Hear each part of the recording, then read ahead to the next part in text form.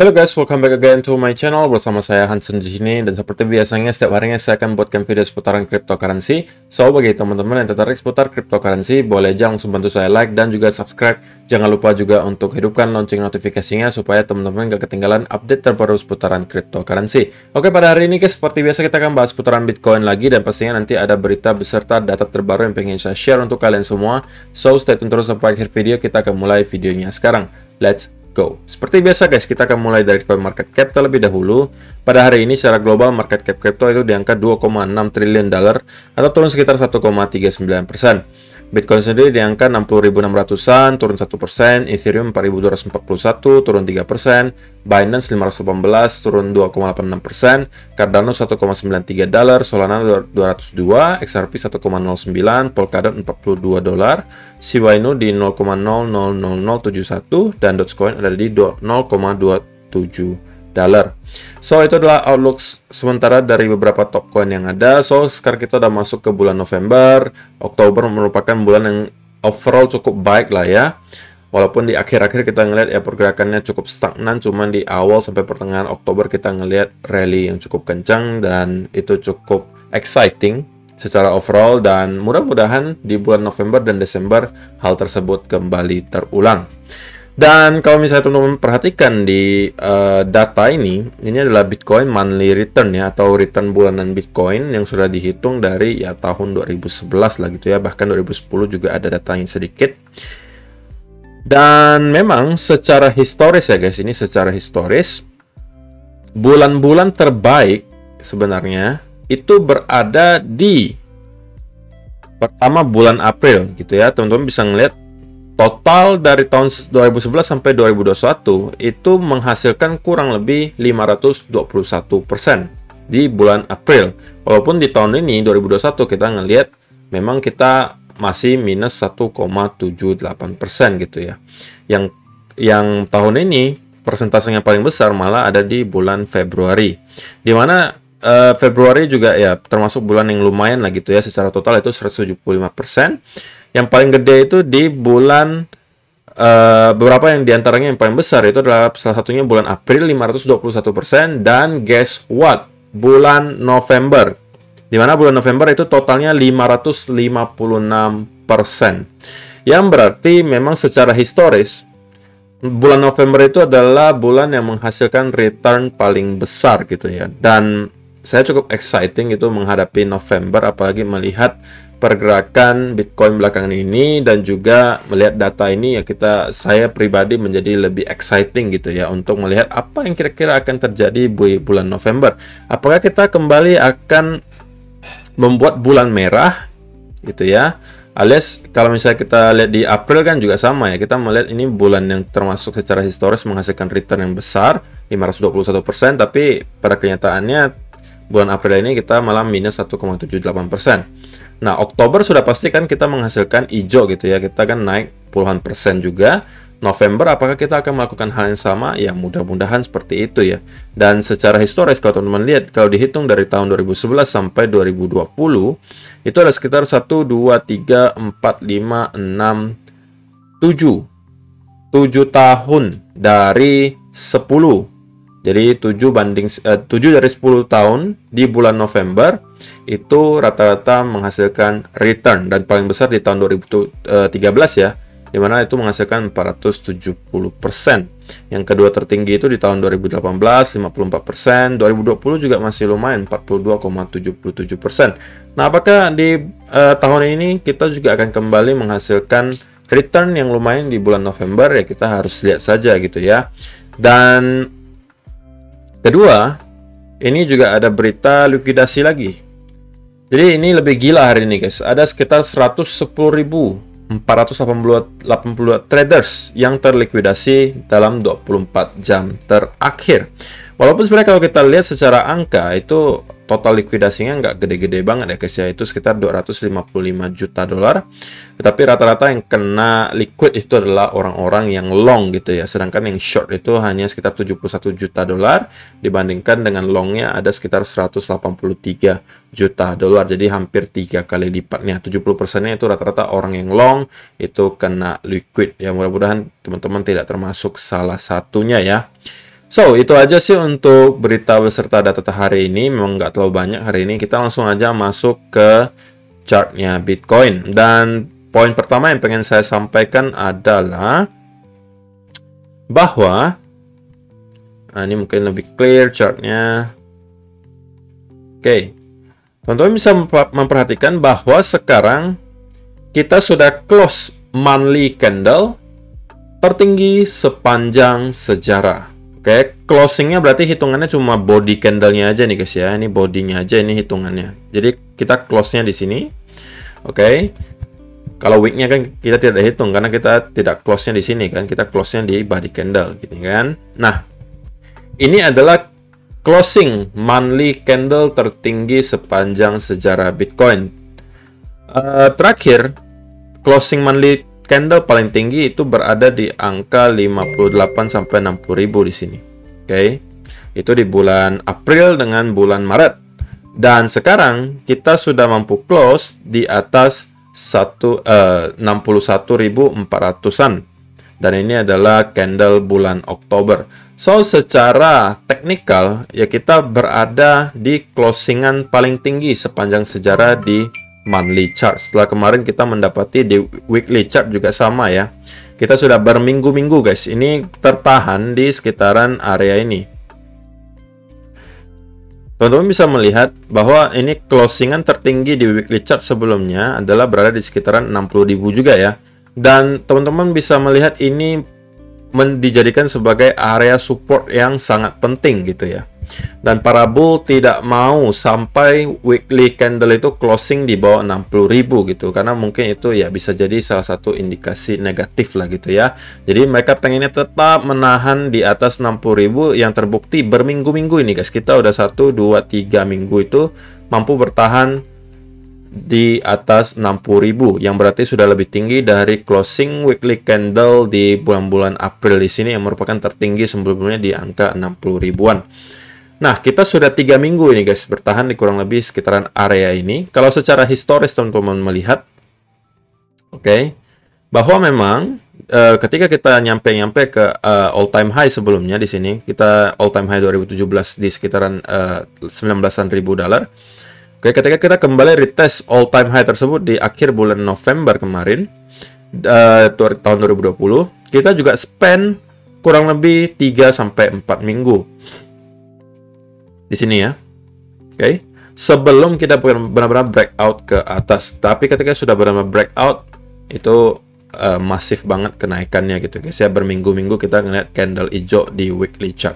Nah, yang sama juga terjadi di tahun 2013 hingga 2017 di mana kita mendapati ada all time high tahun 2013 itu di sekitaran 1.200-an dolar. Kemudian ketika kita kembali retest ke area tersebut, oke, di sini malah kita jatuhnya lebih lama gitu ya. Kita perlu kurang lebih ya 7 bar, berarti 7 minggu, kurang lebih hampir 2 bulan, oke, sebelum kita benar-benar mampu breakout ke atas. Nah, apakah menurut teman-teman kita sudah siap untuk kembali breakout ke atas ataukah kita perlu waktu lebih lama gitu? Bahkan mungkin 1 bulanan lagi. Kalau misalnya nih kita mengikuti cycle yang 2013 tadi, maka kita masih perlu kurang lebih 3 candle ya guys ya. Berarti 3 mingguan lagi sampai kita benar-benar breakout ke atas. Tapi kalau itu mengikuti yang 2013. Tapi kalau misalnya kita mengikuti yang ini, maka harusnya ini candle berikutnya kita udah akan mendapati lagi breakout.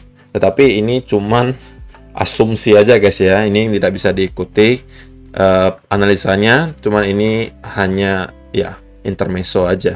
Dan kalau misalnya teman-teman perhatikan, oke, nah di Bybit aja lebih ini ya, lebih jelas.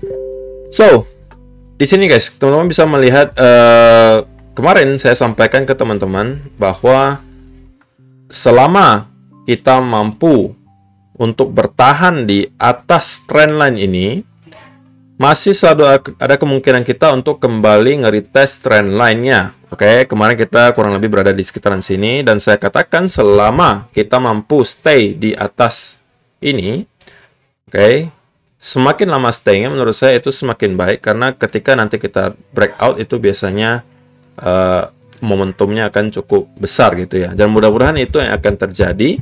Jadi sekarang kita juga sama, kita udah membuat semacam 3 wave gitu lah ya, koreksi 3 wave, oke. Dan kalau misalnya kita sampai mampu nanti break dari trendline yang tercipta di sini, sini kurang lebih ya guys ya.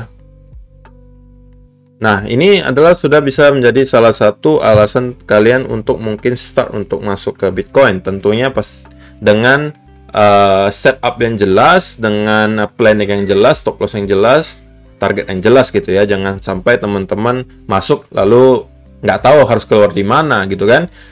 Pastinya ini bukan financial advice, ini hanya saya sampaikan apa yang akan saya lakukan gitu ya. Tetapi teman-teman tidak harus mengikuti, pastinya teman-teman harus melakukan riset sendiri. Karena ini textbook lah istilahnya guys ya, kita mendapati ada pattern,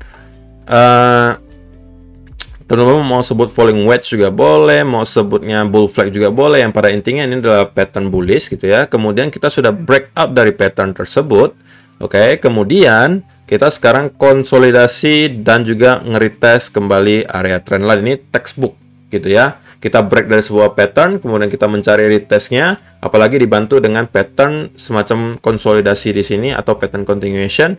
Nah, biasanya setelah itu kita akan mendapati lagi rally ke atas. Dan teman-teman bisa memperhatikan bahwa memang area 60.000 itu sepertinya memang banyak sekali yang ngantri ya untuk ngebeli di sekitaran area tersebut. Karena berkali-kali kita nyampe ke sekitaran sini, teman-teman bisa melihat. Oke, ini adalah area 60.000 ya. Itu selalu saja ada rejection gitu. Oke, sama juga yang terjadi barusan. Jadi sudah berkali-kali kita menahan di area tersebut. Dan kalau misalnya teman-teman perhatikan, salah satunya yang saya sampaikan kemarin adalah bahwa apabila kita masih mampu bertahan di sekitaran area ini, pakai line aja biar lebih rapi ya guys ya. Nah, di sini maka kita berpotensi gitu guys membentuk inverse head and shoulder. Oke. Jadi ini adalah shoulder pertamanya, ini adalah headnya, ini adalah shouldernya lagi. Oke. Akan valid apabila kita mendapatkan bounce dari sini kemudian breakout dari neckline-nya gitu. Oke. Jika yang terjadi kita kembali masuk lagi ke sini, alias kita breakdown dari 60.000, jelas kita tidak bisa lagi mengatakan itu sebagai inverse head and shoulder gitu ya, karena itu udah mendekati head-nya di sini. Malah kalau kita misalnya breakdown ke sini, oke, kemudian kita tiba-tiba mendapatkan rejection lagi ke atas, maka itu berbeda lagi patternnya. Jatuhnya mungkin kita akan menjadi semacam double bottom gitu ya. Untuk sementara asumsinya kita masih berpotensi membentuk inverse and shoulder, tetapi tentu saja belum benar-benar akan valid sebelum kita breakout dari neckline-nya di sini guys. Oke, kalau misalnya teman-teman tipe yang konservatif banget ya, mungkin teman-teman harus menunggu sampai kita sudah breakout dari neckline-nya, menunggu lagi retest, baru teman-teman boleh ikutan masuk gitu ya. Jadi skenario-nya itu yang bullish gitu ya guys ya. Pertama kita breakout dari trendline di sini, teman-teman kalau misalnya mau cari setup terserah, atau teman-teman mau menunggu inverse and shoulder ini valid, oke. Tetapi kalau misalnya gitu ya, scenario bearishnya kita tidak mampu bertahan di sini, oke, dan kita kembali masuk ke pattern ini, saya cenderung lebih ke arah bearish gitu guys. Kalau misalnya kita sampai mampu masuk lagi ke pattern ini, alias kita tidak mampu mempertahankan trendline di sini ya guys ya. Oke, kalau ini yang terjadi, maka saya cenderung akan sedikit lebih ke arah bearish gitu. Dan saya mungkin akan ngelihat lagi next mungkin di sekitaran 53-an ribu. Tetapi selama kita mampu bertahan di atas trendline tersebut, oke, saya masih akan short term ke arah bullish gitu ya. Jadi simple aja ya guys ya. Teman-teman nggak usah bingung, dan pastinya ini bukan financial advice ya, sekali lagi.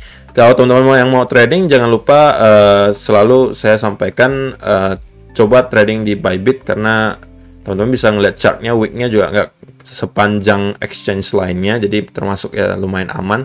Tapi pastinya hanya untuk trader yang sudah berpengalaman gitu ya. Kalian bisa daftar saja langsung di link yang sudah saya sediakan di kolom description di bawah, karena banyak sekali event di Bybit juga.